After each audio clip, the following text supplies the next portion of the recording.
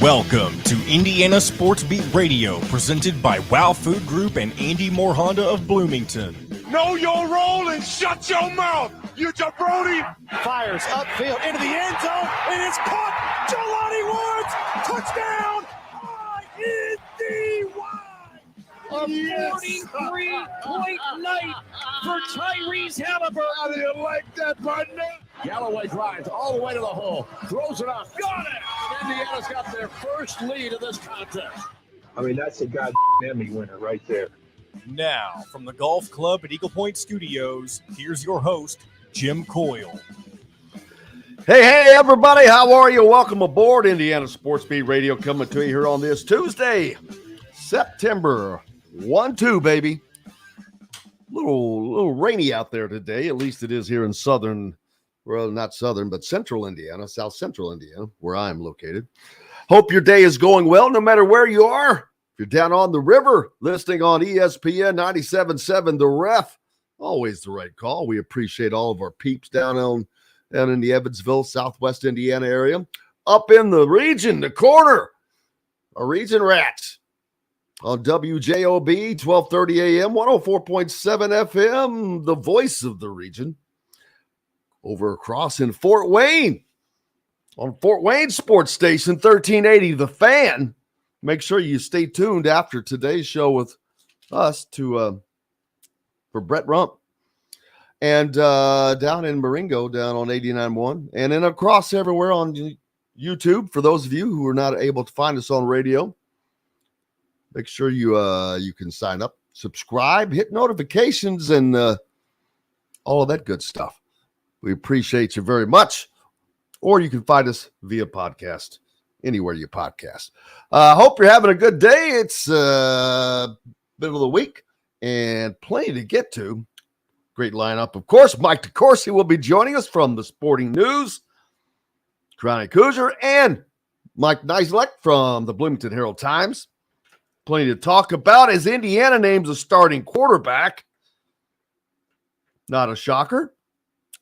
How about that Jets game last night? Holy cow.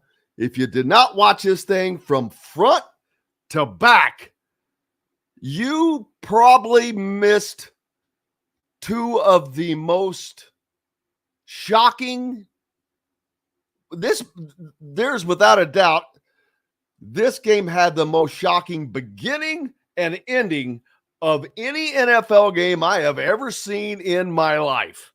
We'll get to that. Indiana football taking on Louisville this week. Little border rivalry going on, and it should be a hell of a game. Man, I am actually excited about this game. Although Indiana is a kind of I don't call them a heavy underdog, but an underdog. UNC steals Kentucky's director of player development, which was basically their general manager NIL guy, to run their NIL situation. Liam McNeely back in Florida after his visit to Indiana, and he probably may have received a visit from a guy named Bill Self. Cooper Flagg set to visit Kansas. So lots to talk about. How's everybody doing? Appreciate you jumping on the Andy Moore Honda hotline early and often. Fred, Mike, the truth on up and early. Philip, Jesse, Jamie, up in Grand Rapids. The truth, I heard you on the post-game football show last week. And, you know, one of these days, John, we're not going to take phone calls, but what we will have to figure out a way to do is to take questions where people can still send a question. That's what we'll do. We'll let them send a video question in. How about that? If there's a way for us to do that, we could definitely try that out. We'll figure that out. There absolutely is, no doubt. Also, I need to get over to, and I'm going to do that right now because I forgot to check our pick'ems for the week last week. Who did what? I have no idea. Oh, it was a good week because I can see what my total is now. I'm 15-5 overall. It means I had an 8-2 week, baby.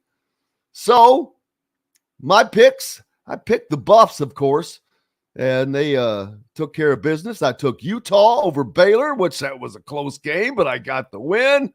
I took Notre Dame over the Wolfpack of North Carolina State. I took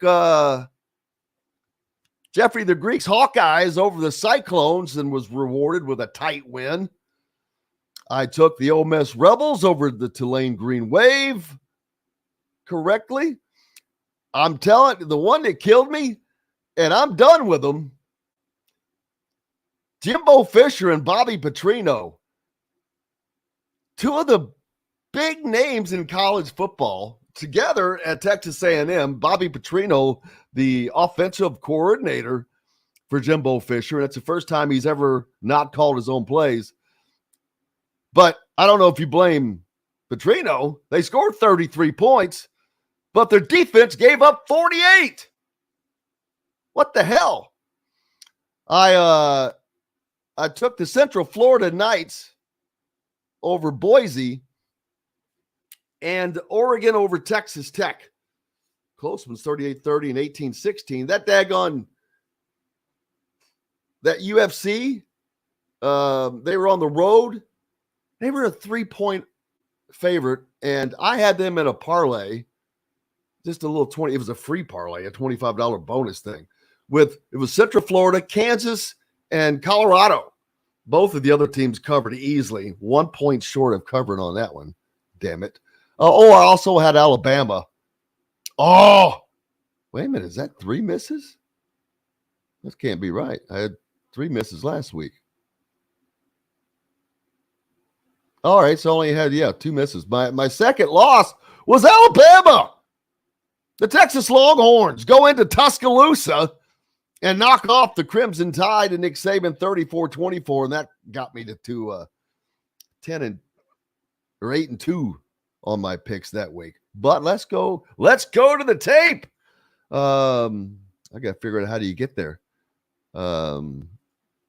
Groups. There we go. There we go. Indiana Sports Beat Radio. All right. Things have changed. I'm 5th. So I'm tied for 5th. There is a 1, 2, 3, 4, 5-way tie for 5th, including me, and there is a 1, 2, 3, 4-way tie for 1st. Caterology. Mr. Perkiser, Justin, and Brent are tied at the top at 16-4. So let's see how Taterology, you little dog, you went 9-1 on the week, as did Mr. Perkiser for week 2. Made up for the 70% week 1. Ooh, this is going to be fun, people. But there is an unbelievable separation now between the top 1, 2, 3, 4, 5, 6, 7, 8, 9. The top 9. Well, I guess that's not true. I'm looking at the number. It's weird. It goes from a 4-way tie for 1st to a 5-way tie for 5th, only 1 game back. And then 1, 2, 3, 4, 5, 6, a 6-way tie for 10th. Just 1 game back there, though. So you can move up very quickly just by picking up a game. Others tied, we'll call it tied for 2nd. We've got 4 people tied at 1st and then 5 tied at 2nd. Wolverman 1's picks, Clay Roth's picks, Jason W, Andrew Jones, and myself are sitting in that group. So I don't see John the producer anywhere. That would be correct, sir. That's on me. I didn't jump in week 1, and now I feel like I shouldn't jump in at all. Because I don't know. Maybe I should. Maybe I still should. Hey, when Dylan is on this week, tomorrow, he's going to get I've got to make a note right now. Dylan's going to get an earful. What'd he do? Well, Dylan Sin is sitting down there with an 11-9 mark.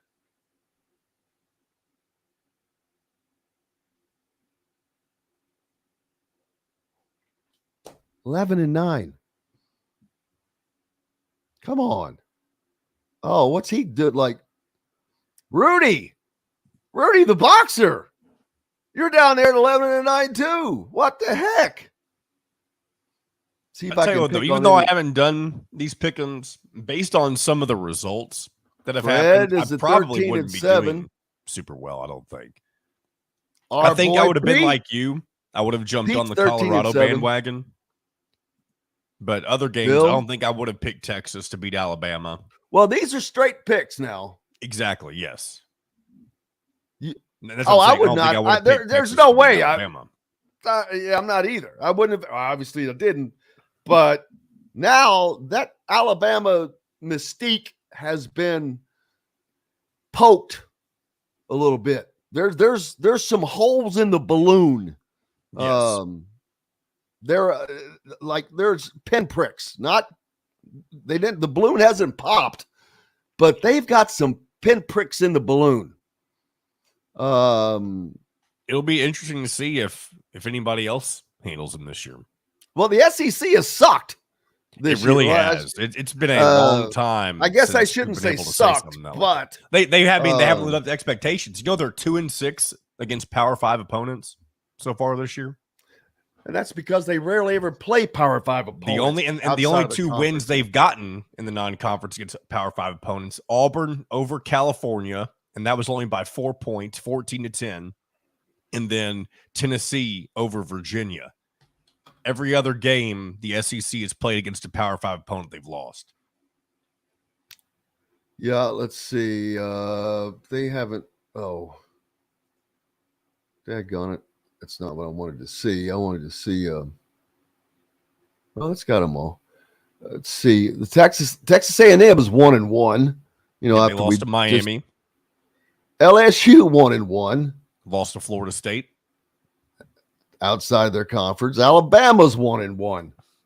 Obviously lost to Texas. Outside. Oh yeah, I saw this yesterday. Vanderbilt over in the East. The undefeated teams in the West, in the SEC, Arkansas, Auburn, Ole Miss, and Mississippi State at 2-0.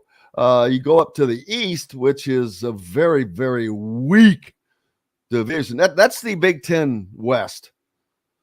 Georgia is at the top, which I'm not sure how strong Georgia is. Anyway, we really won't know until they do. You're never going to know. I don't think they play have anyone tough within conference. Wow. They're 2-0 right now. Kentucky's 2-0. Missouri's 2-0. The Volunteers are 2-0. The Commodores of Vanderbilt are 2-1, which means they have a better record 3 weeks into the college football season than Alabama. Now, granted, they played at week 0, so that's why, but just saying. Even if they hadn't, they'd be tied. Yeah. At worst. The Florida Gators 1-1 and the South Carolina Gamecocks 1-1. But it's Florida, just one of those teams that lost to a Power 5, lost to Utah, and South Carolina lost to North Carolina. Looking across at the Big Ten, Ohio in the East quickly. Ohio State, Rutgers is 2-0, Maryland 2-0, Michigan 2-0, Michigan State 2-0, Penn State 2-0. The only team that's not 2-0 is Indiana, and that's because they had to play Ohio State. That'd be if they'd played their regular non-con game, the entire division would most likely be 2-0. However, over in the West, You've got Minnesota and Iowa 2-0. Everybody else at 1-1 with Illinois, Purdue, Wisconsin, Northwestern, and Nebraska, all having lost a game. Nebraska 0-2. We've got lots more coming up here. Mike DeCourcy joins us on the program today. Chronic Hoosier and Mike Niziolek from Bloomington Herald-Times as well. Lots to talk about. Back with it right after this. We'll be right back to the Golf Club at Eagle Point Studios for more Indiana Sports Beat Radio with Jim Coyle, presented by Wow Food Group and Andy Moore Honda of Bloomington. In the market for... Good morning. Morning, John. Hello, Michael. What's up, Jim? I was just talking about the Pittsburgh coaching situation the other day with somebody, and I'm like, it's so crazy. I said, do you know how many head coaches they've had in the last 50 freaking years? I said, you can't, no program professionally or college can do that. There's just no way you can maintain that level of consistent success. And they have done it. They don't, I'm not saying you don't have to win everything, but they're never a loser. They're not pulling a St. Louis Cardinals. You'd be amazed at how little that's appreciated in Pittsburgh. I'm serious. I get it. You get used to it and you get accustomed, and then you get, what's the word I'm looking, entitled. Yes. You would think that they would see that as a cool part of being a Steelers fan, but no. And I mean, it's ridiculous. They have won more games than any other team. Their winning percentage is like, I don't know, 615, 620. Cowboys are the closest. They're like 588, something like that. And yet it's not enough. Obviously, I haven't talked about it yet. I just mentioned it, but last night, without question, was the craziest start and finish to any NFL game I have ever seen in my life. The shock. Save it for coming back. I know you're wanting to get into it. It's the end. I don't know which was more shocking.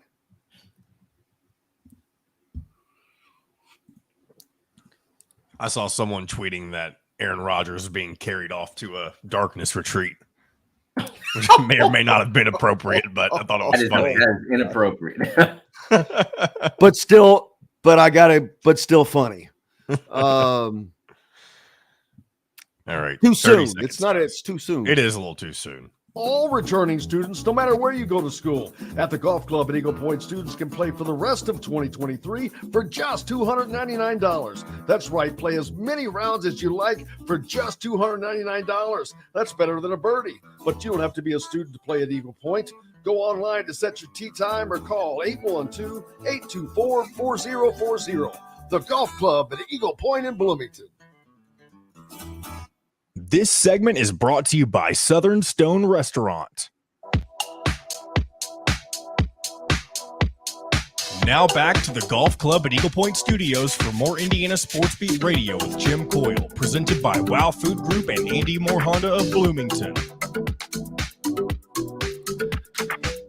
Welcome back on this Tuesday, coming to you, of course, from high atop the 18th fairway here at the Golf Club at Eagle Point Studios, brought to you by Southern Stone Restaurant, a part of the Wow Food Group, located at Patterson and Rogers in Bloomington. Mike DeCourcy from the Sporting News and Big Ten Network joins us now. Mike, in the break, I was saying that, and I said it earlier, the NFL game last night was without question the craziest beginning and ending to any NFL game I've ever seen. I don't know which was more shocking, but I only wish that John McEnroe was on the Manning cast last night as a guest in the first portion. They should have had him on the second portion because he was despondent, of course. He did an interview with Aaron Rodgers that they showed right before this thing, bringing it all together. And then, then they've got him on and he, they were talking about the, you cannot be serious thing. And he said, well, my wife has said, you can never say that again. He said, but when Aaron Rodgers goes down, I said, you cannot be serious. But I only wish he would have been on the Manning cast at the end of the game when they run that punt back, because I guarantee you he's screaming, you cannot be serious. I mean, if you did not watch this game, Aaron Rodgers goes down on the fourth play I'm not even going to guess. But clearly some sort of ankle area issue, whether it's beyond that. As long as it's not a yeah, I mean, we don't know. There was a lot of speculation last night from the doctors on Twitter and such who feel they can diagnose things from far away. Look, I once diagnosed an ACL from the upper deck at Three River Stadium, so it can happen. I mean, I was there in 1995 when Rod Woodson turned his knee the wrong way trying to tackle Barry Sanders, of course. And why wouldn't you turn your knee the wrong way when you're one-on-one with him? And as he went off the field, I said to my friend who took me to the game, I think it's his ACL. Now, that doesn't mean that I'm able to diagnose injuries like that, but that you still see that all over Twitter now. And it's best to wait until, at the very least, someone who's actually put their hands on his ankle can tell you exactly what's going on. But it's not good one way or the other, and it could be disastrous. So yeah, here's my thinking. He was not showing any pain or very little pain. When you have I went through in athletics, my ankles were just crap. And buddy, it hurts. I don't care how many times you do it. It hurts. He wasn't showing that. And I've never torn an Achilles, which I think just popped. And I don't know how much pain you're in at that moment. That is the fear that it's an Achilles. And if that's the case, his career is over. Unfortunately, well, I don't know that that's necessarily true. I won't go that far. I mean, if we're speculating that it is that, I mean, we're supposing that it is that. Let's. This is a purely hypothetical. I would not say that his career is over. I mean, I know athletes. I've been around them for 40 years. So have you, Jim. But they don't want to go out that way if they don't have to. Oh no, that's just It's just. I only say that because the Achilles is probably the worst injury in all of sports. It's a really tough one. It really is. It is. And with his age, that's why I say that. With his age, I understand. But knowing, like, look at what Alex Smith did, right? I mean, Alex Smith was in as bad a shape probably as any athlete we've ever seen. That's another. But he did not say, okay, I get it, it's enough. He said, I don't want to go out like that. And that's probably, if indeed that's the diagnosis that Rodgers has either already heard or ultimately hears, I wouldn't be at all surprised if he says, I don't want to go out like that. Now, I mean, we've just seen too many athletes that fight their way back because they don't want that to be the last thing that they do.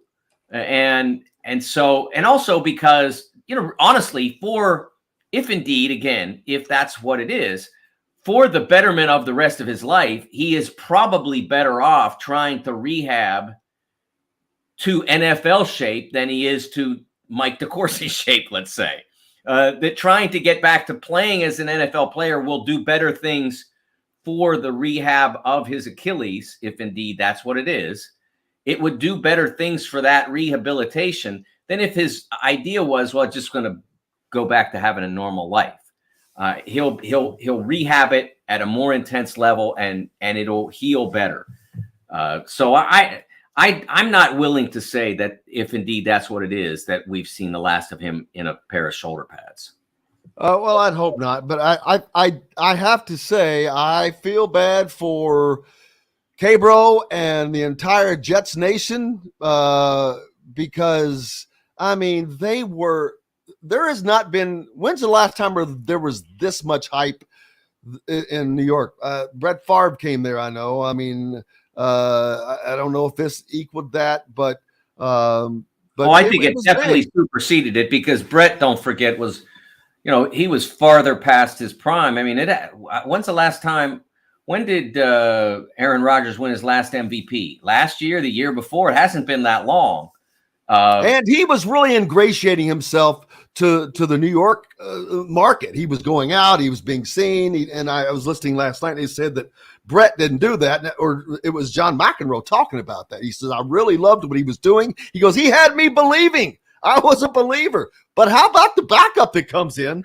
Because the defense of the Jets, they keep him in the game. This guy comes off the bench and manages them as well, and doesn't put them in bad positions. They stay in the game. And if you didn't watch this game, you missed out, because it goes to overtime. And Garrett Wilson, who I don't know the story, but I know there's a great story on him making the team through Hard Knocks. He was apparently a big focus of it, but runs the kickoff or punt back, and it was crazy. And I'm like, is this really happening? It was crazy. And I'm like, first of all, you don't see a ton of punts being run back for touchdowns in the NFL. Right. Yeah. I've never seen an overtime walk. I have never seen a walk-off overtime. It's only happened 3 times, I believe, ever. That was the 3rd time. So the shock of it was crazy. Watching the coach, that was almost a college-like atmosphere. The coach was in the dog pile and barely missed getting sucked right into it, because he was down there right in the middle of them. But it was really fun watching that. And but daggone it, that stinks for the Jets. Yeah, I mean, I wrote about Aaron Rodgers coming to New York and how much it was necessary. His time in Green Bay had gotten so tired. He was constantly complaining and then constantly failing in the end, even though they were successful in the regular season. And he just needed a new spot. And coming to New York, which had actually gotten excited over just finishing 7-10 last year.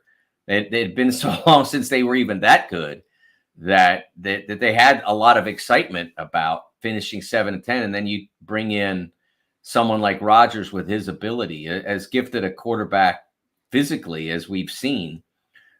For him to come in there, they thought that it was going to be really a real possibility that they do something great. The Sporting News, Vinny Iyer, predicted that they would win the Super Bowl. So they really had a lot of high hopes and a lot of excitement. And I mean, literally 4 plays in to have that spoiled in the way that it was just tragic on a sporting level, not on a human level, but on a sporting level. That's tragedy to play 4 plays and then be down and out for, at the minimum, the rest of the game, and quite possibly well beyond that. Yeah, it was certainly just a wow moment. And if I don't know how anyone, when you have the opportunity to watch the games, does not watch the Banning cast. Have you watched it before, Mike? I have not watched it, no. Surprising. So you haven't taken that in? Not interested in that? If I'm going to watch a game, I want to watch the game. That's me. They're breaking it down is the thing about it. I get that, but for me, it's there's a lot going on. I mean, I've not watched it. I've seen, but I've not watched it. It's distracting to me. Yeah, I'm not I get that. I'm one who wants the sideline camera angle, and right. I get it. When I'm watching hockey and they switch to the end zone angle, I'm like, nope, I don't want that. I want to be able to see what I can see, Yeah, if it's something that I definitely, if I feel I need to take care of or to be into, that would probably not be the venue for me. But I love it because I just sit there and laugh. They crack on each other, the guests that they have. And then, of course, their second guest last night was Ryan Fitzpatrick. And he's got his Buffalo helmet on, and they come back and tie the game. And then, of course, they lose, and he's just all despondent. But anyway, I enjoy it. It's funny, but it was just an unbelievable. I'm still shocked over that thing, man. By the way, for the record, the guy who returned the punt was Xavier Gibson. Garrett Wilson. Why did I say Garrett Wilson? Garrett Wilson didn't have any trouble making the team. He's the guy who played he's the receiver. He's a receiver. Yes. I don't know why I said that. Yeah, no, it's just. Garrett Wilson was on the post game last night, and I don't know why they had him on 17 because he made that catch, the ridiculous catch. Yeah, I know. But nothing's better than that walk-off punt. But the thing is, there's a story behind that guy that I missed on Hard Knocks of him making the team. It must have been real long odds of him making the team. But thank you for that. I don't know why I said that. But something else. Oh, I slip every step's a slip. You're a big soccer guy, and this is actually from I think this is in Sporting News. Ben Miller wrote this piece on if you are not see, I've seen it. There's a show that they're doing as well with Wrexham, the soccer team in Wrexham. They're co-owned by Ryan Reynolds and Rob McElhenney, both actors. Of course, Ryan Reynolds also owns now a Mint, or is it Mint phones? He's got his own phone service that's like $15 a month. But they're like in this for real.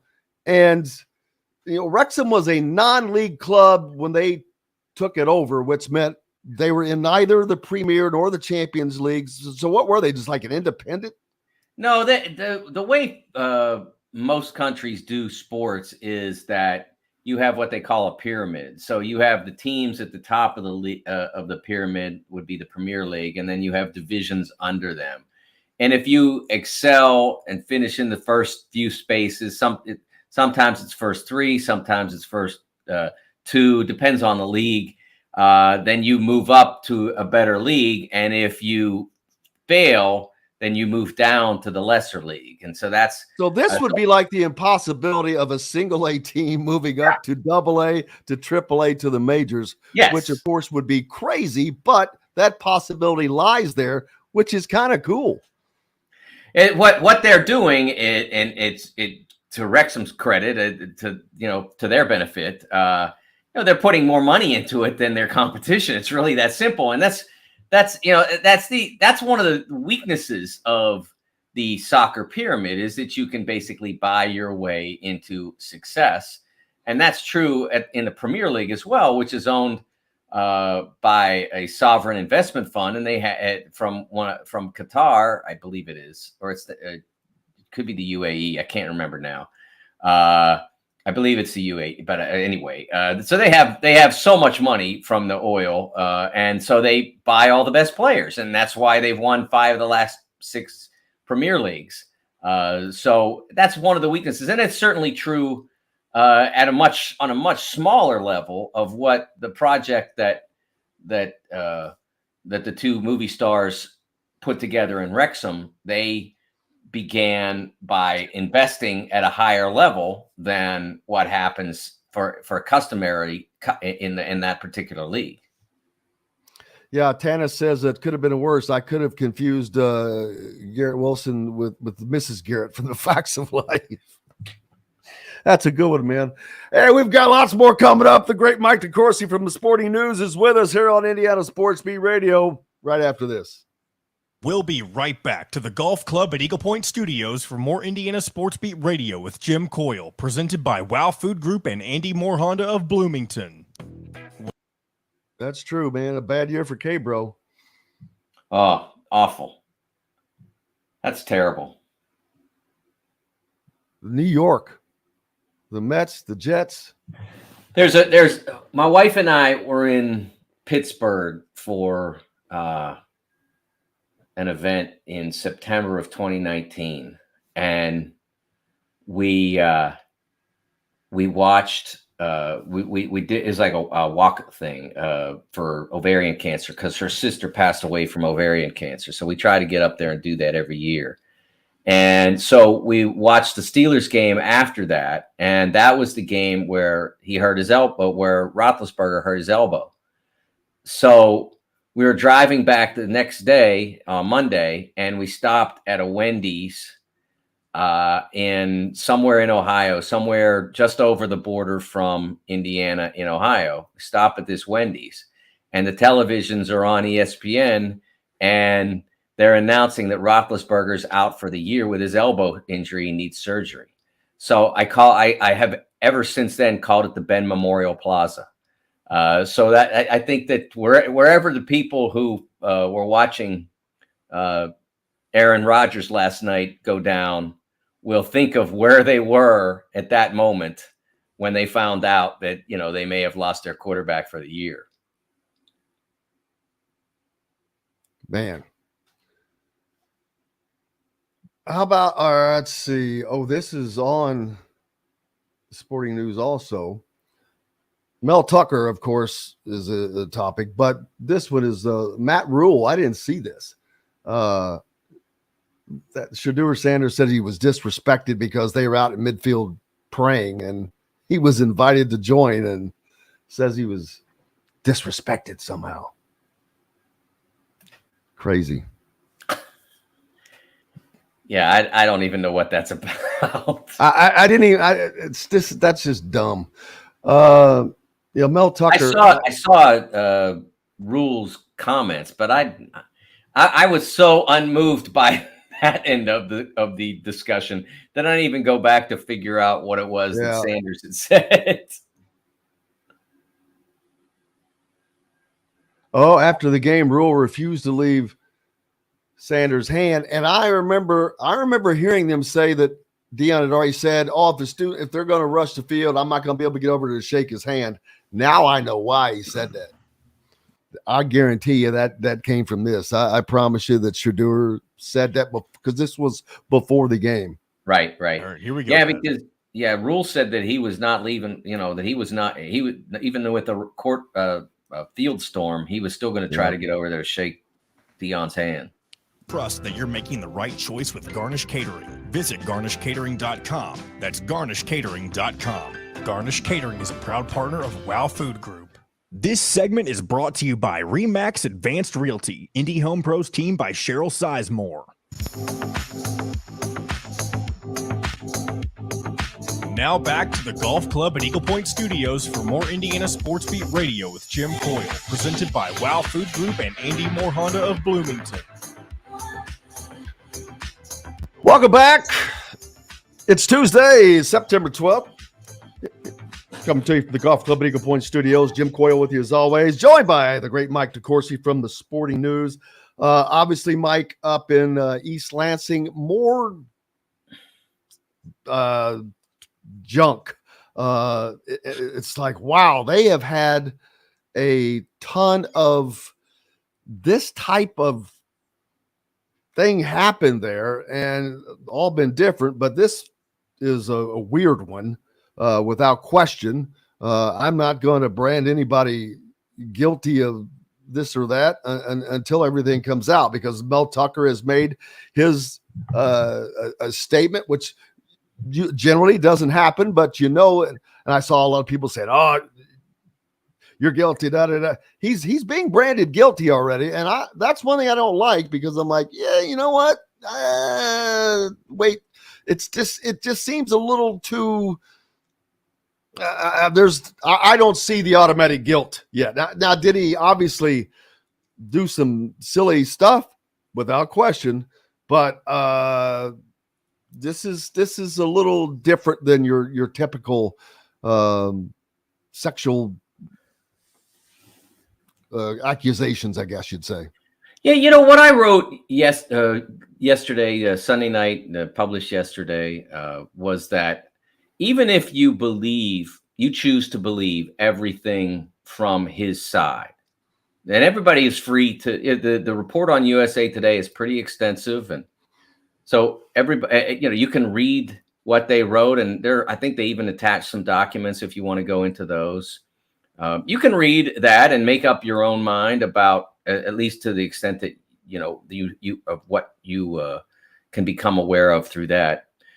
And if you decide through doing that you totally believe that Mel Tucker is telling the truth and that his accuser is not, even if you do that, and I'm not saying I am, I'm just saying suppose that you did, it still shows that he's unfit to be a college football head coach.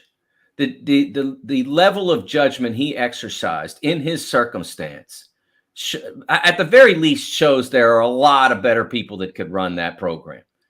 Because he signed a contract in November 21, I think it was, for $95 million. I mean, that made him like the third highest paid college football coach in the nation at that point. Which was absolutely nuts. He had been handed this great, and some of it came from having a really great performance in the 2021 season, and some of it came from the serendipity of other interest in him and Michigan State feeling like they had somebody that they wanted to hold on to and all of that. And so that leads him to this $95 million windfall. And like, how do you comport yourself when someone puts you in that position and it happens at a place that 3 years we're talking about, settled for $500 million. The case that had been brought, the class action case that had been brought by Larry Nassar's accusers. $500 million came out of Michigan State's coffers because of that. And so you're at that school. And so instead of saying, okay, man, we're playing this by the book, we're going to church on Sunday, just like we're driving the speed limit. I mean, we're drinking water, not beer or whatever. I mean, like never getting into any trouble at all if you get handed that serendipity.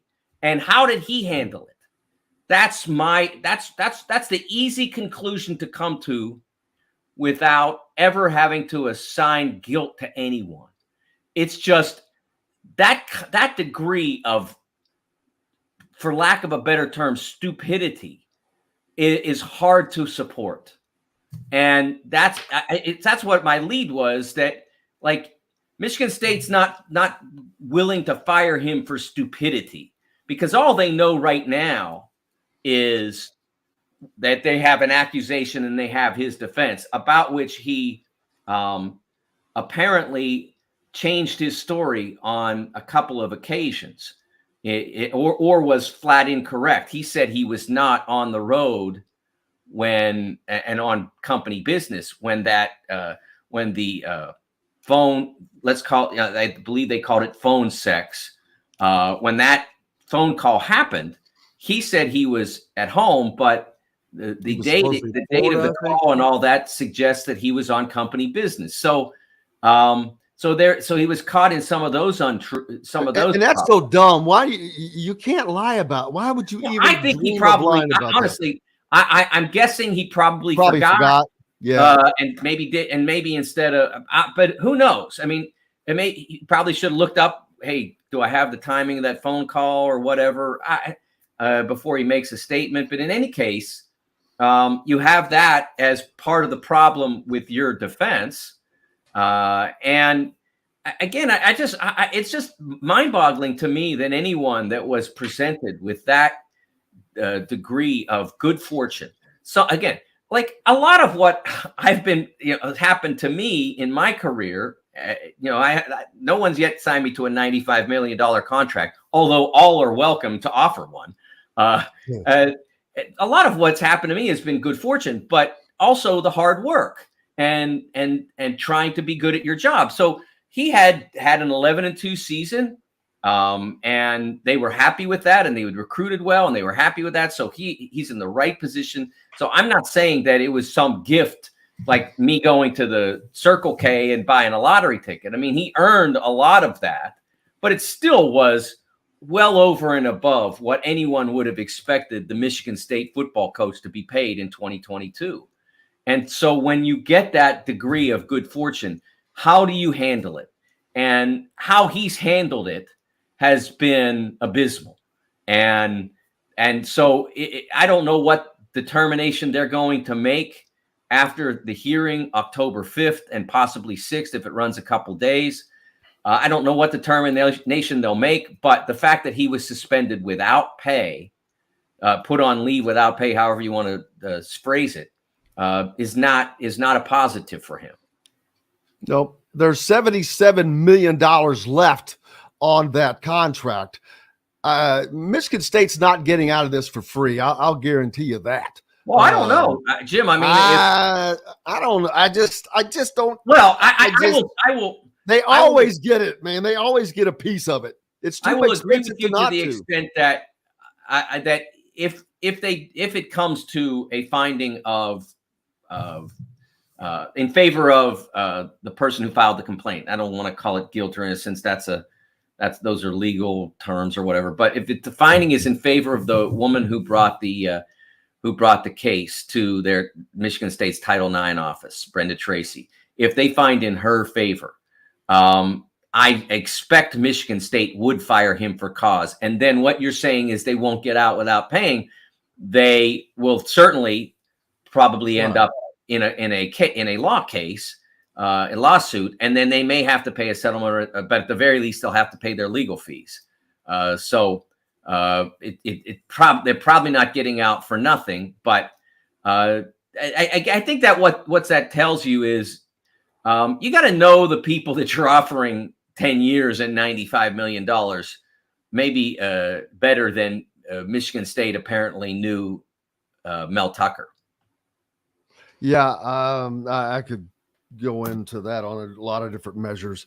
But also, this is not, to me, this is a horrible look for this woman who is a anti-rape, not that there should be a rape activist. She's an anti-rape activist, and things along that line. This is not a good look for her either, in my opinion, because she obviously engaged in some of this. It seems she was on that phone call for like 30 minutes, never hung up. I mean, I've got news for you. I've been on phone calls where someone is saying something I don't want to hear. It doesn't even have to be that. It could be anything. And guess what? Bam, boom, I'm done with it. I don't listen to it. I'm done. Never happened. So I don't think it's a bad look overall, period. And but it's very fortuitous for Michigan State. I hate to say that because it's hard. I don't mean that.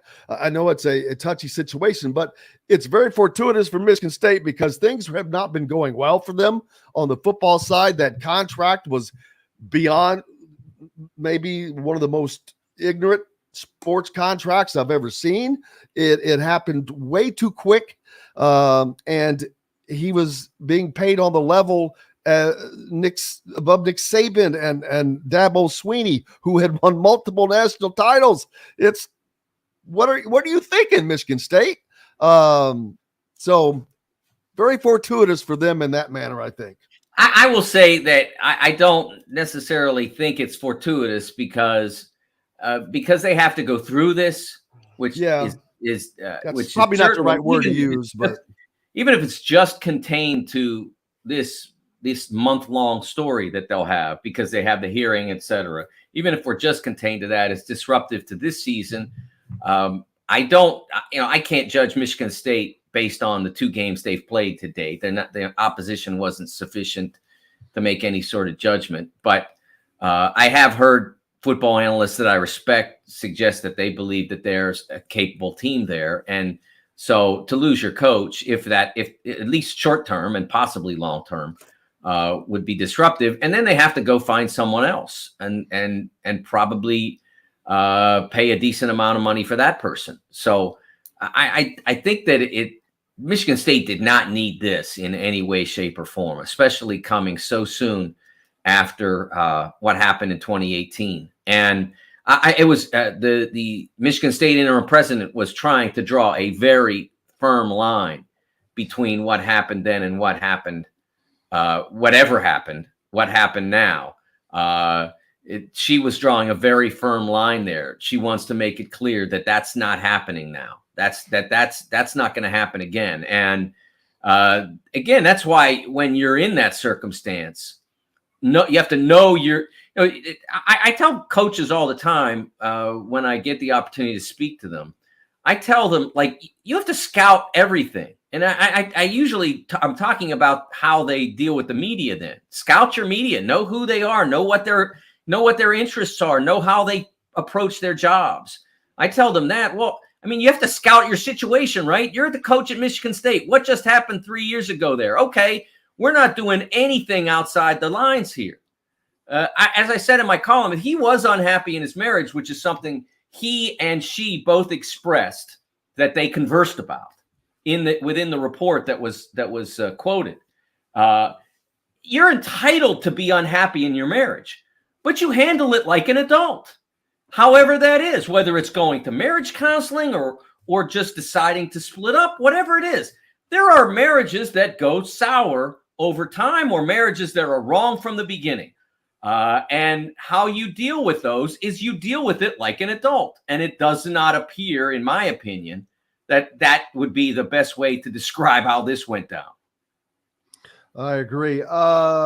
North Carolina taps Kentucky's director of player development to lead their NIL situation. Understandably so.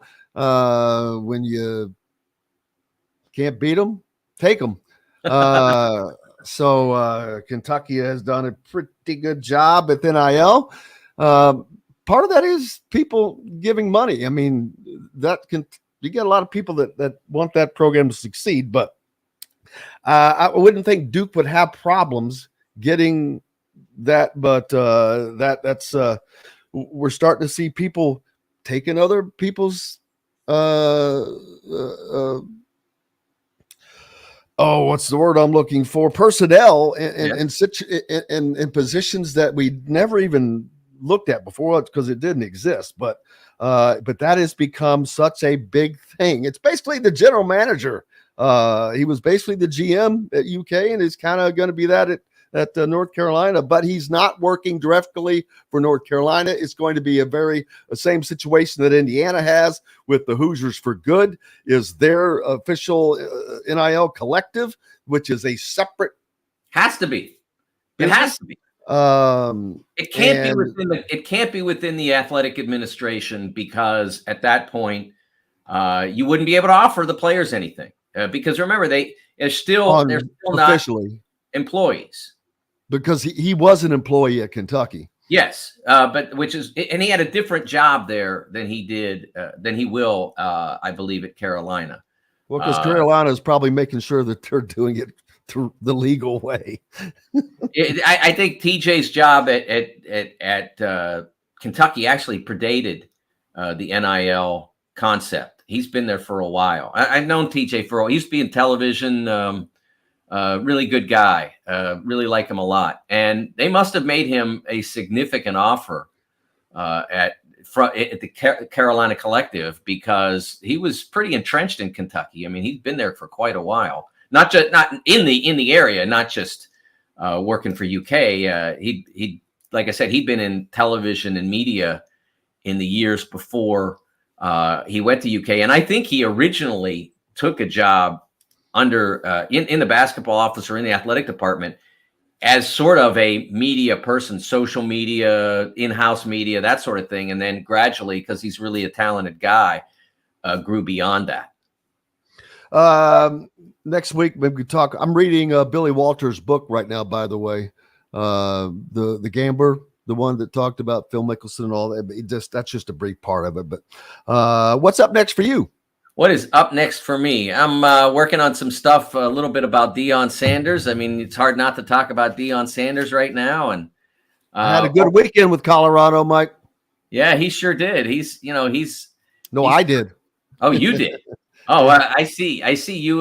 You flew out there for the game, did you? No, I know what you mean. Oh, yes. I know what you mean. Good luck. Congratulations for you on that. They've done pretty well. I mean, didn't we talk a little bit about that a week ago and how they were surprisingly only a 3-point favorite? I was shocked, but I will say this. Nebraska is better than people think. They're not your typical 0-2 team. Their defense is really good. Their quarterback just absolutely, God, killed him. I mean, he had 6 turnovers by himself. That's not a new thing for Nebraska lately. I don't know if you've noticed, but they seem to have trouble finding a QB. That's been a problem for the last several years.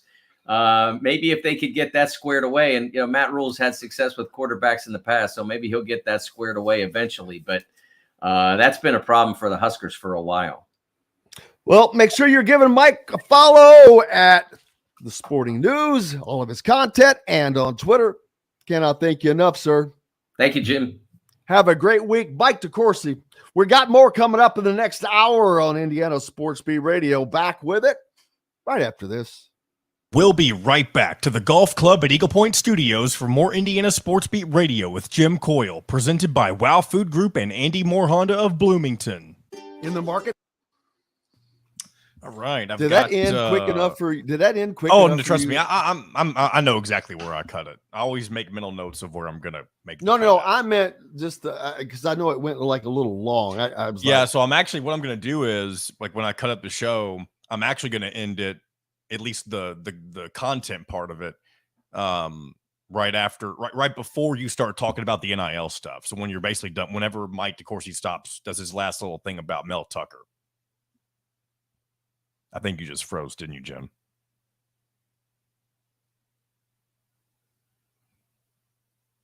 Looks like he's staring into the abyss.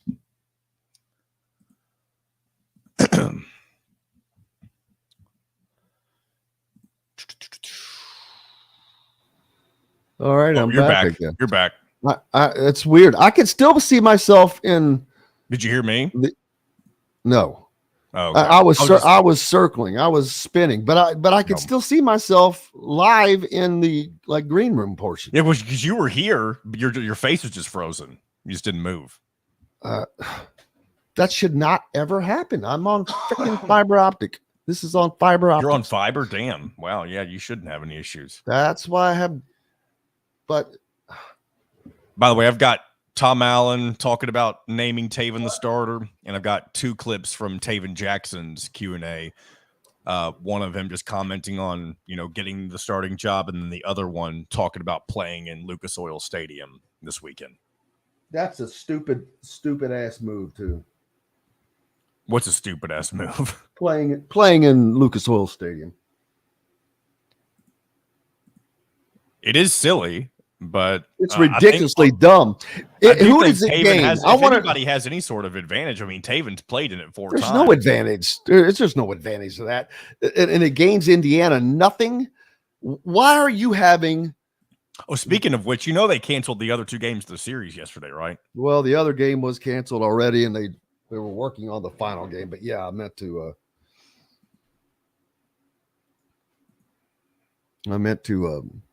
Well, I plan on mentioning that. Isn't she lovely?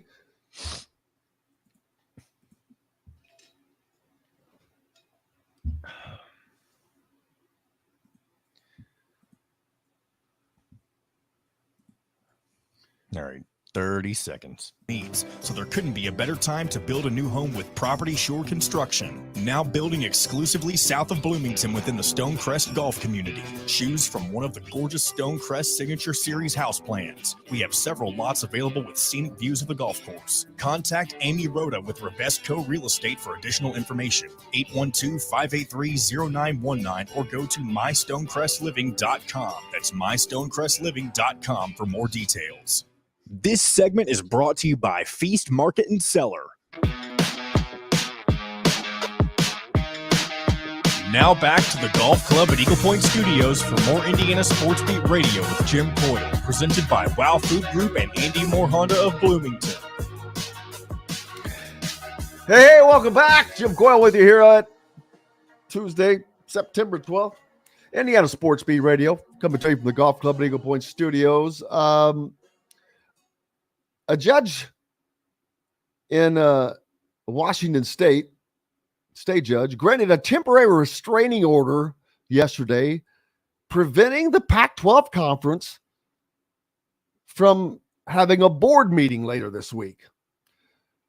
Judge Gary Libby ruled in favor of Oregon State and Washington State in Whitman County Superior Court after they jointly filed a complaint Friday that saw the potential of the Pac-12 meeting as a board and voting as an imminent and existential threat. Couldn't get that word out. Existential, that's what it is, to the future of the conference. The ruling for the temporary restraining order prevents a Pac-12 board meeting scheduled for tomorrow and sets up a preliminary injunction hearing that is expected to determine who makes up the voting members of the Pac-12 board of directors. Kind of goes back to, I believe, what Mike was talking about, Mike DeCourcy last week, talking about the money that's left over in the Pac-12, because, yeah, if they could get together as a board and say, all right, let's make a motion to divide this money up. Boom. Well, yeah, Oregon State saying hell no, and Washington State. This hearing has not been set, but would likely be scheduled in October. Are they going to have it at the same place as Mel Tucker's? It could include document and email discovery from Pac-12 and member schools and live witness testimony from prominent officials in and around the Pac-12.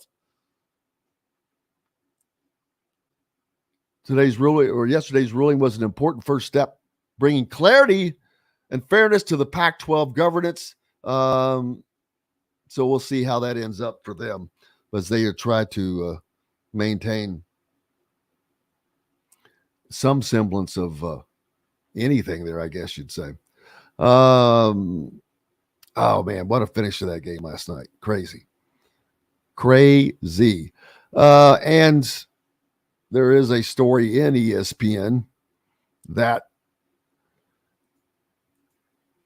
says that Jets fear that, as I had thought, they think that he may have suffered a serious Achilles injury on this fourth snap. And so if that is coming out, pretty sure that that's what it's going to end up being. And I know that I understand what Mike was saying, but I don't know. I don't know that coming back from that, man, that's like a year-long recovery time, isn't it? To play football? I just don't know at his age that he could be out that long and come. I'm not saying he can't, but he's 39 years old, man. Not saying he can't do it, but yeah, that would be tough. That would be tough. That sucked. It sucked because it was kind of fun watching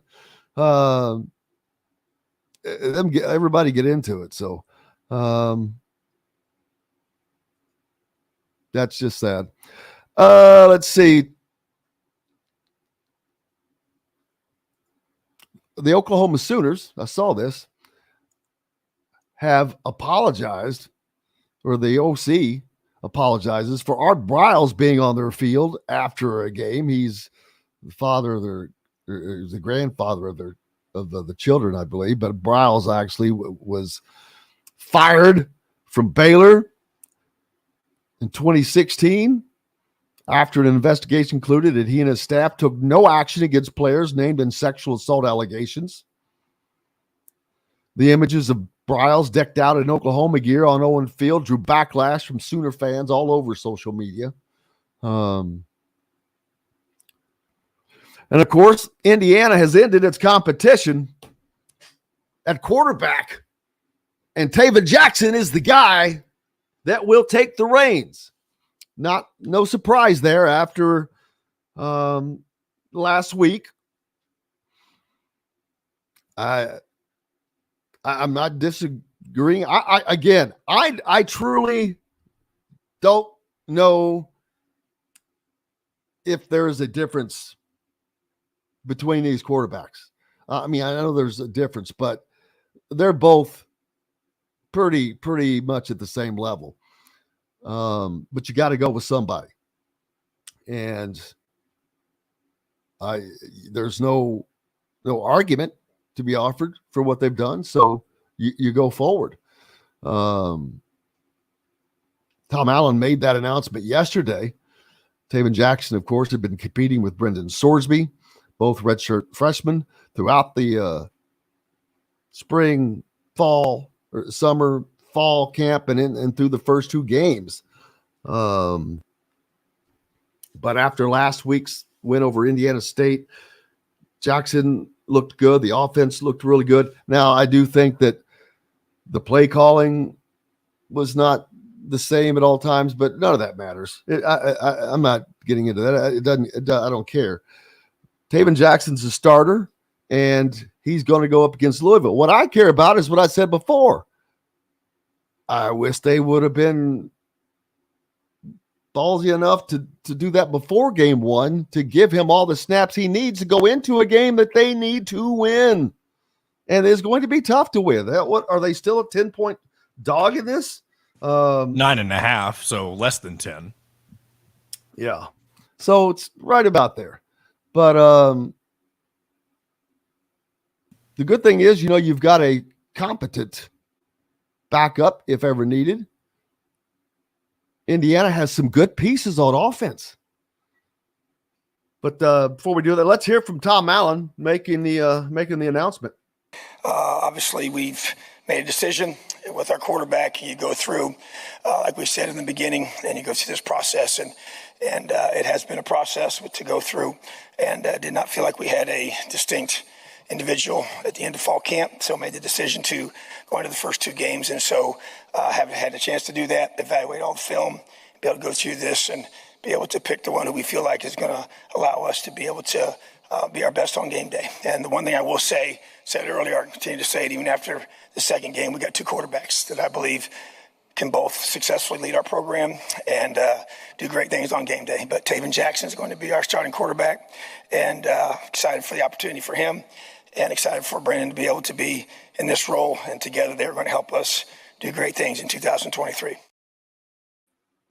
There's Indiana head coach Tom Allen talking about making that designation as Taven Jackson, instilling him as the starter QB1 going into week 3 against the Louisville Cardinals this Saturday in Lucas Oil Stadium in Indianapolis, which that's another thing. That's it's dumb for Indiana to play this game in Indianapolis, in my opinion.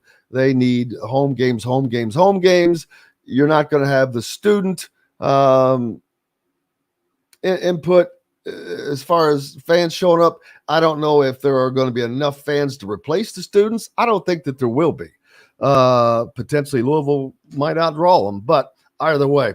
Taven Jackson also met with reporters yesterday, talked about landing the job of QB1 for Indiana. Let's hear what he had to say. It was a dream come true. It's everything that you want to hear from a coach. Coming in here, it's been a struggle. It's been hard, going through a quarterback battle, but that's life. So it's kind of like it was a relief. So. That was Taven Jackson talking about getting the job. And he also spoke further about the opportunity ahead. Yeah, they got, the turf's pretty hard. The lights are very bright. So that's a big factor in the receivers, when the ball's up in the air, it's hard to see. We'll try to get that back on for you. John's trying to get that. We'll get John. It is playing. Are you not hearing it? Were you not hearing it? I am not. Nope. Let's try it one more time. Yeah, they got, the turf's pretty hard. The lights are very bright. So that is that's a big factor in the receivers. You know, when the ball is up in the air, it's hard to see, just knowing from past experience. So just getting in there when we went in there, I think a couple of weeks ago to practice, it was good for our receivers and us quarterbacks and everyone just to see the environment. It's different than playing outside. You're playing in a dome, lights are bright, hatches are different. Bigger stadium, everything's blue, so it's good to go out there and see something new.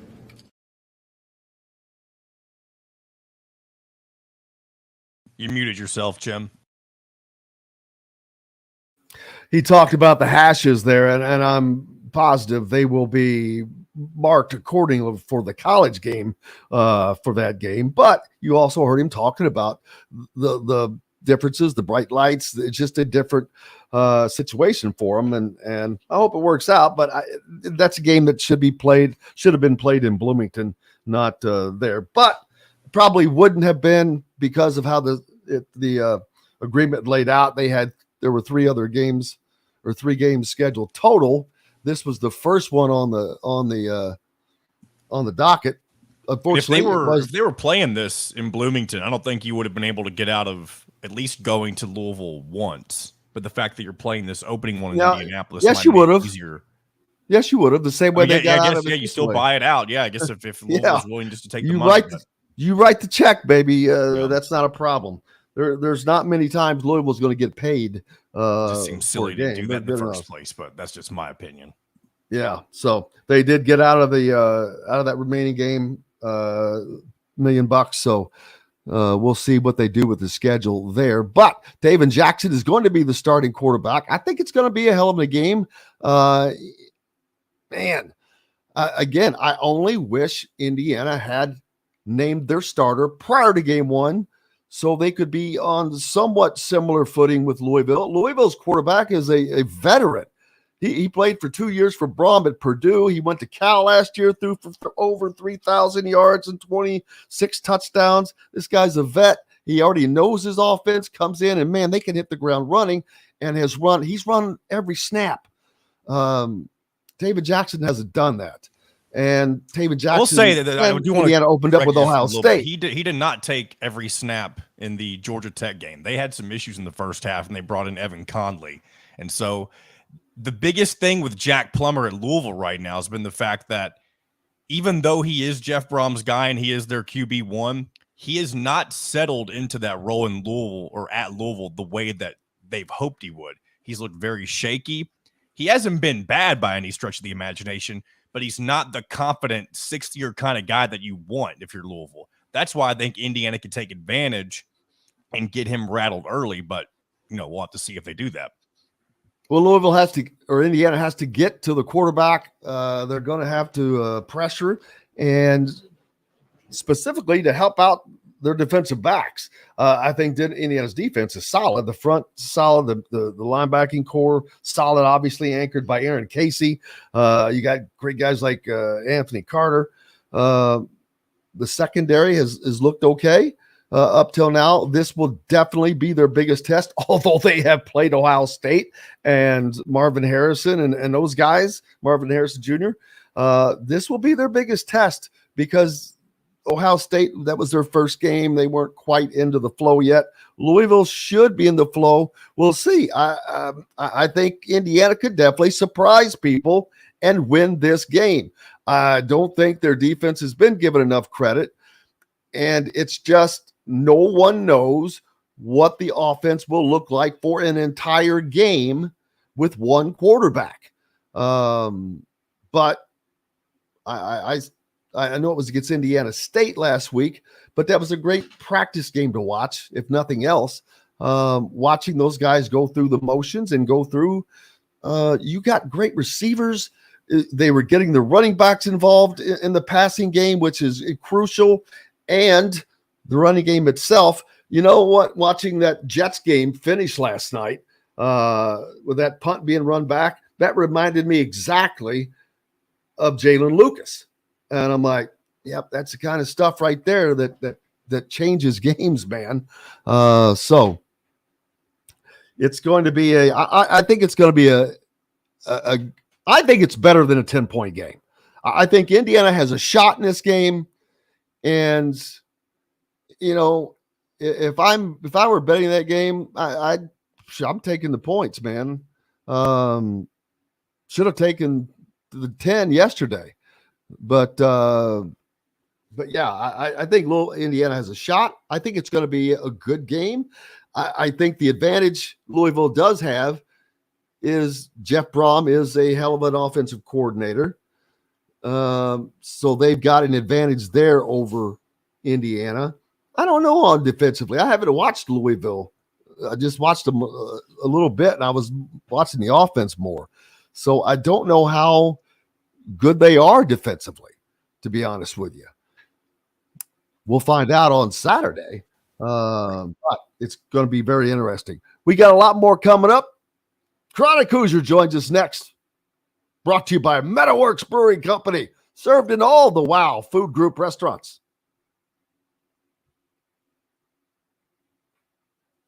No back after this? Okay, we'll just go to break. We'll be right back to the Golf Club at Eagle Point Studios for more Indiana Sports Beat Radio with Jim Coyle, presented by Wow Food Group and Andy Moore Honda of Bloomington. Whether it's at our place or... Sorry. Throws me off. I know. I know. As soon as I did, but I paused too long at that point, and I didn't. Then I wasn't going to change it. So yeah, that's why I was like, well, I guess we just. Will you be able to cover that up, or you leave it in? Yeah, I'll fix that. That's no big deal. Okay. Chronic, how are you, brother? What's up, gentlemen? You know it, bro. You know it. There's all kinds of stuff going on. Michigan State, that Jets game last night was crazy. I know it was too late for you to see the finish, but without question, I saw the finish. Come on now. Ain't that old? I know you're a hardworking man and a father and all that, so I'm giving you the benefit of the doubt, man. No, I'm exactly the kind of guy that deprives himself on sleep just to have an extra couple of personal minutes.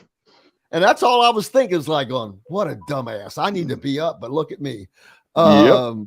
But what the craziest start and craziest ending to any NFL game I've ever seen. That was wild, man. It's gonna be an interesting season. You see just the drama the first week is produced. Chronic, are you in favor of canceling the Louisville series, or do you wish they kept it? I think you have to. I get why. I think it sucks. But I think you're not being honest with yourself or the status of the program. If you're unwilling to understand why. It's you got to get wins. You just get wins. There's no style points. You just get wins. They have to. And if especially when every other conference is playing 4 non-conference games and you only get 3. I can see merit in that. Yes, that's a huge, I think, issue for Indiana. But to turn the corner, you have to get to 6 with some consistency. And in the direction this conference is going, in Indiana seemingly still treading water as far as its competitive positioning, I think you have to take every move possible to put yourself in that position to get 6. It'll be nice if they can get 1 and run this weekend. Oh God. Yeah. But that's the thing is, you can, I get the criticism, but you have to wholly ignore the fact that they are who they are and who they've almost always been. In a perfect world, you wouldn't have to do this, but you're not dealing with the perfect team. And in order to turn that corner as a program, you've got to get 6 consistently, man. Yeah. And then start working on style. And everything you need to make a gourmet meal at home. Or pick out a tomahawk steak or a grouper filet and enjoy it cooked to perfection in Chop Shop Steakhouse. Chop Shop Market and Table, a part of the Wild Food Group, is your butcher, baker, and fish house, no matter where you live. This segment is brought to you by Andy Moore Honda of Bloomington. Now back to the Golf Club at Eagle Point Studios for more Indiana Sports Beat Radio with Jim Coyle, presented by Wow Food Group and Andy Moore Honda of Bloomington. Welcome back on this Tuesday, September 12th from the Golf Club at Eagle Point Studios. Jim Coyle with you, joined now by Chronic Hoosier. How are you, sir? Doing great. Thanks for having me back. I appreciate you, man. Oh, as always, the sports season has gotten underway. High school football deep. Hell, they're into week 5, I think, which is crazy. I know that last week in Bloomington was an absolutely unbelievably crazy night because Indiana had a rare Friday night game that they were hosting against Indiana State. Then you had Bloomington North, I believe, hosting Bloomington South. I can't remember where the game was, but I know that it was at North. That's correct. That North wins that game in overtime. You had Edgewood hosting Owen Valley, which was another rivalry game. Edgewood wins that game, coached by Don Fisher's son, no less. I keep forgetting to bring that up when Don's with us on Mondays. But and there was a daggone race at the Bloomington Speedway. So, buddy, there could not have been any more activity last week in Bloomington if you tried.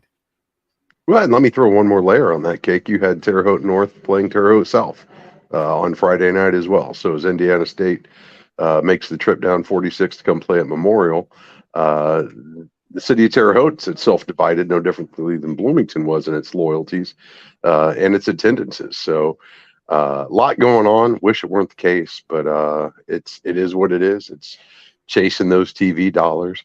It's just unfortunate because we only get so many nights under the lights at Memorial Stadium, and it's always a unique experience. So unfortunate that there was so much else going on and more people couldn't go see what was really a nice little coming out party for the Hoosiers, at least offensively this year. Yep. Fred would love for Chronic to take a picture with myself and John.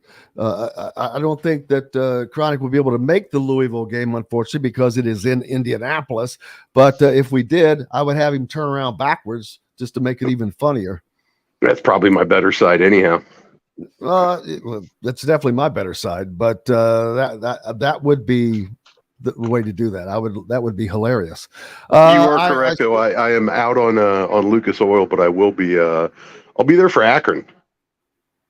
Oh, good deal. That's another night game. 7:30 start that came out. So another night game. If you're a night football fan, you'll love it. I'm sure people wish that this 7:30 start would have been for the Ohio State game, so it would have been a little cooler. But that's okay. That's what it's going to be for Akron if you're a night game fan. But a lot going on. Taven Jackson named the starter for Indiana. Chronic. Going into the Louisville game, I hadn't felt good because Louisville was just ahead. But I don't feel so bad.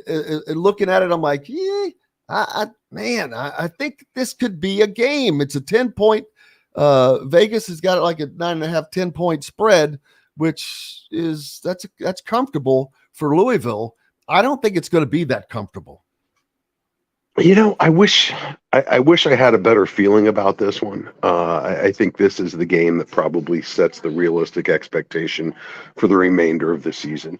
I think it's going to be fascinating to see IU strength going up against Louisville strength. The defense. IU's defense, that is, didn't allow a touchdown last week. Just further kind of cementing their return to some of those Tom Allen principles that we'd come to expect from the defense. The offense, I'm not sure what we saw as far as what you can rely on. Clearly, it was enough to get Jackson the starting nod, which I felt like was probably the obvious move. He was really, really effective, particularly in the first half, I felt. Those first 3 drives, for a matter of fact. But, even watching it in real time, you got the sense that it's maybe a little bit of fool's gold. pockets don't last that long in the Big Ten, like what we saw against the Sycamores. And they were able to get some really big gainers on what's basically borrowed time, against a normal Big Ten or Power 5 defense. You're just not going to get that much time in the pocket to get your receivers open and get the look that you need. So we'll see. But I think, at the end of the day, it gave enough clarity for the staff to kind of pick the horse they were going to ride primarily. I think no matter which direction they picked, I think giving those guys the opportunity to have some success was critically important early in the season, following the really lackluster offensive output against Ohio State. But, as my son commented as we were walking out, that kind of felt a little bit like JV versus varsity. And that's what happens when you play an FCS team. It was just an absurd, box score following that game, which, you can't criticize them. That's what they're supposed to do. Does that translate against the Cardinals? We'll see. But I think it's going to, it's probably going to tell you how to recalibrate expectations for the remainder. You've seen him play the best in the country. You've seen him play one of the worst in the Midwest. Now let's go up to Lucas Oil and see truly where this team stands against, a Louisville team that I would estimate is probably upper middle of the Big Ten if they were here from a talent standpoint. So it should be a great barometer going forward about, perhaps what the Hoosiers are capable of, or at least where they stand, hitting the midway point of September here. Then also on the other end of things, basketball at the football game, all of the recruits from Montverde Academy were in to visit. I saw the golf carts just going around. It was, they must have passed me 4 times, I think, and I'm yelling. Jordan Halls was driving one of the big golf carts. Brian Walsh was driving one. Saw Yasir Rosemond, Calbert Cheney with them out driving around, and those guys, I'm sure they had a great time. Liam McNeely, of course, is who I'm talking about, from Montverde Academy, along with Derek Queen and Curtis Givens. But of course, Liam McNeely, Derek Queen are the 2 main targets as of this right now, because they're in the 24 class. They are both 5 stars. Indiana has really chased both of these guys, and separately, even because they were in on Derek Queen. He was a teammate of Jalen Hood-Schifino, so he's been at Montverde Academy for a couple of years. I saw him when I was down there, Jalen's senior year.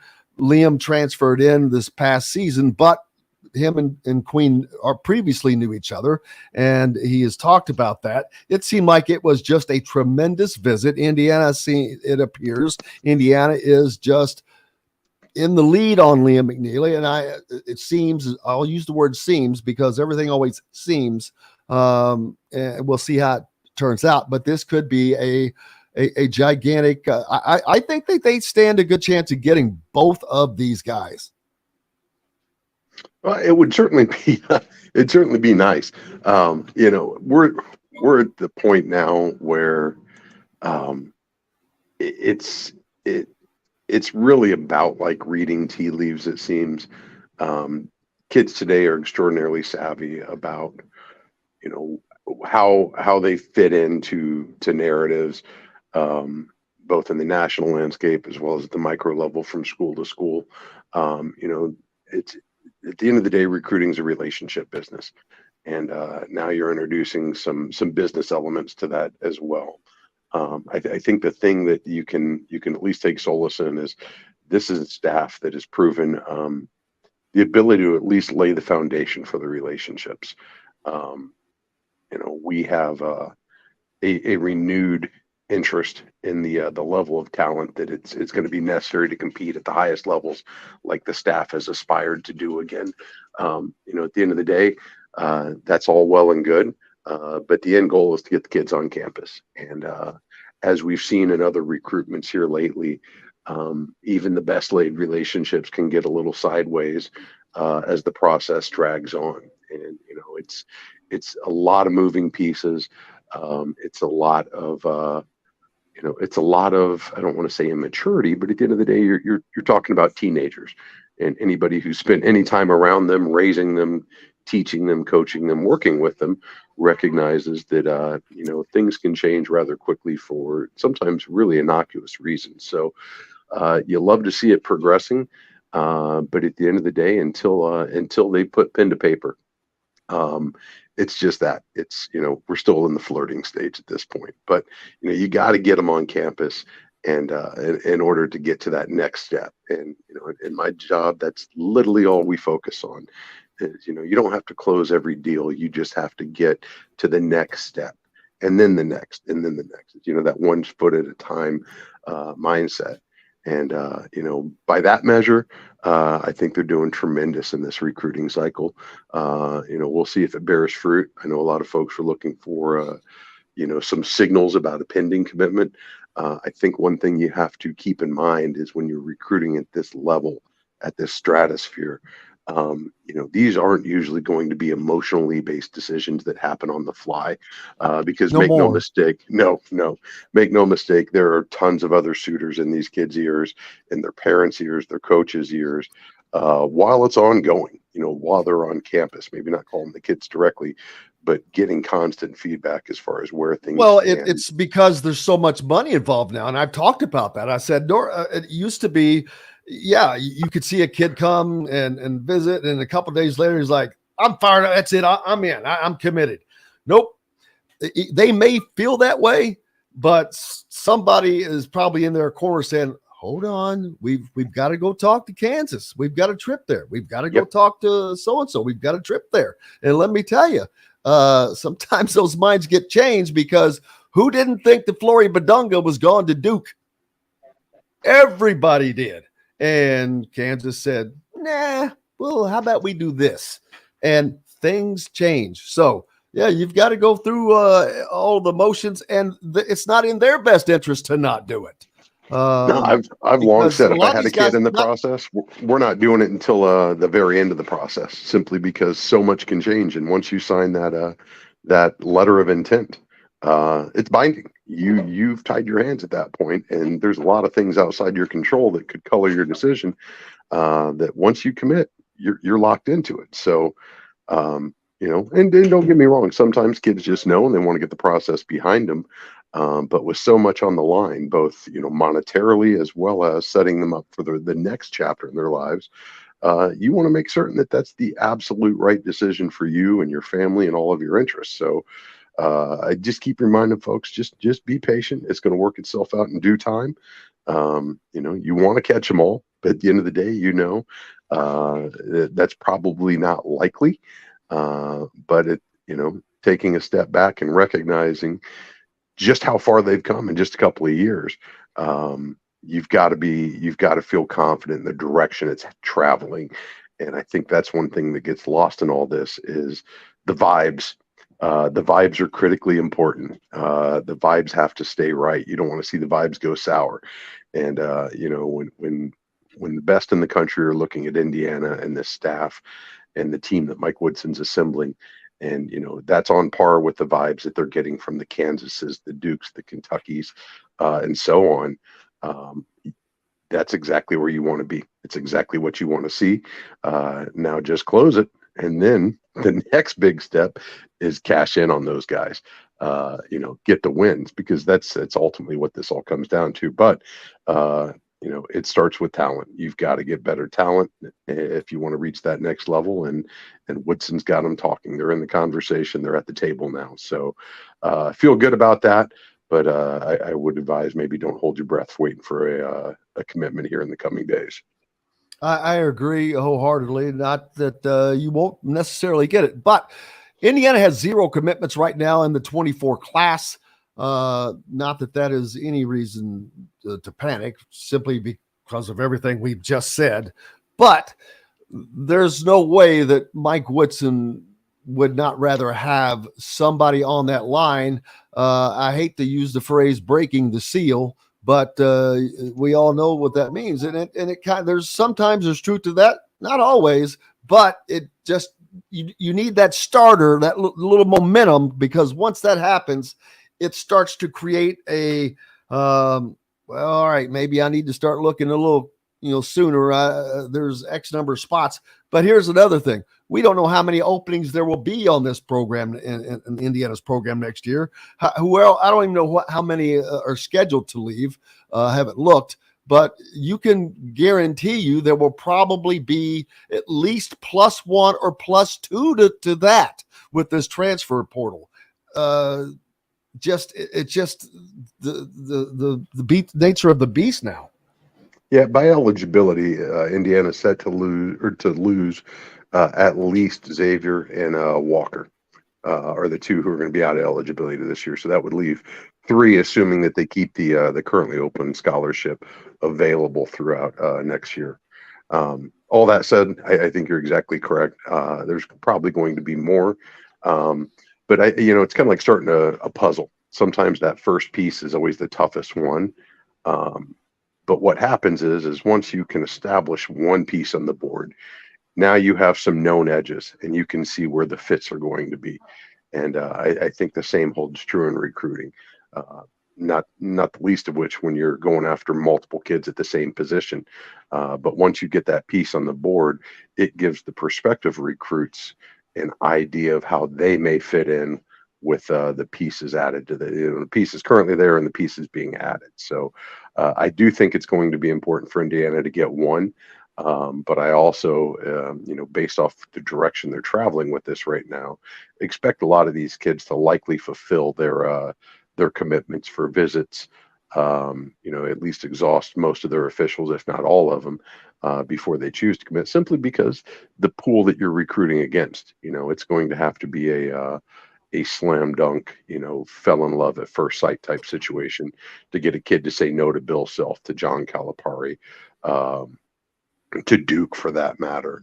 When they've already made contact with the staff and made their intentions known that they would at least pay them that visit and hear them out and do their due diligence. So we'll see. It's not to say that that love at first sight doesn't exist, but I think when you're recruiting in this era, I think patience is probably going to be at a premium, just because of the stakes involved for these kids and just the level of competition you're now going up against. It doesn't mean I don't think you get them.